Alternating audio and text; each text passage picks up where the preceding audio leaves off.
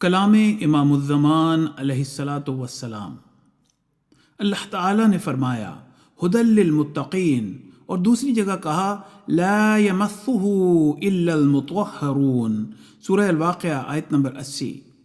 مطہرون سے مراد وہی متقین ہیں جو ہدی للمتقین میں بیان ہوئے ہیں۔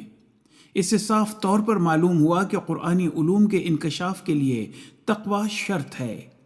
علوم ظاہری اور علوم قرآنی کے حصول کے درمیان ایک عظیم الشان فرق ہے۔ دنیاوی اور رسمی علوم کے حاصل کرنے کے واسطے تقوی شرط نہیں ہے۔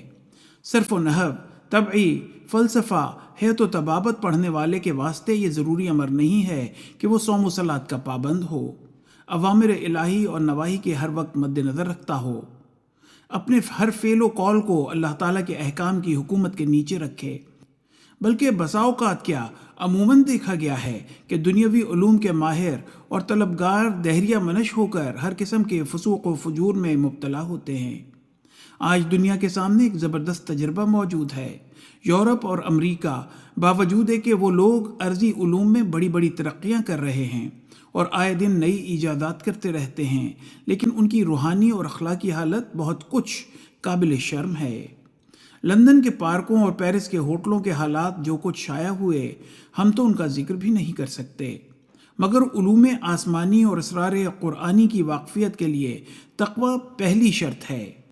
اس میں توبۃ و نصوح کی ضرورت ہے۔ جب تک انسان پوری فروتنی اور انکساری کے ساتھ اللہ تعالیٰ کے احکام کو نہ اٹھا لے اور اس کے جلال اور جبروت سے لرزاں ہو کر نیاز مندی کے ساتھ رجوع نہ کرے، قرآنی علوم کا دروازہ نہیں کھل سکتا، اور روح کے ان خواص اور قوا کی پرورش کا سامان اس کو قرآن شریف سے نہیں مل سکتا جس کو پا کر روح میں ایک لذت اور تسلی پیدا ہوتی ہے۔ قرآن شریف اللہ تعالیٰ کی کتاب ہے اور اس کے علوم خدا کے ہاتھ میں ہیں، پس اس کے لیے تقوی بطور نردبان کے ہے۔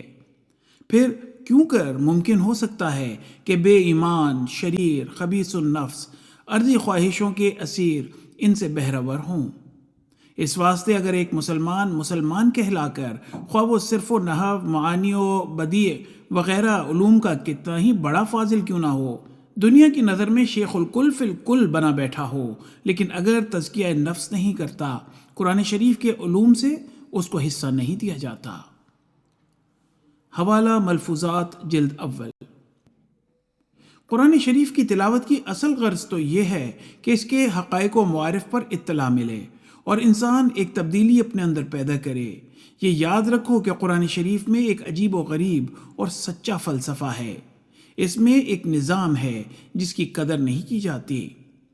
جب تک نظام اور ترتیب قرآنی کو مد نظر نہ رکھا جاوے اور اس پر پورا غور نہ کیا جاوے، قرآن شریف کی تلاوت کے اغراض پورے نہ ہوں گے۔ حوالہ ملفوظات جلد اول۔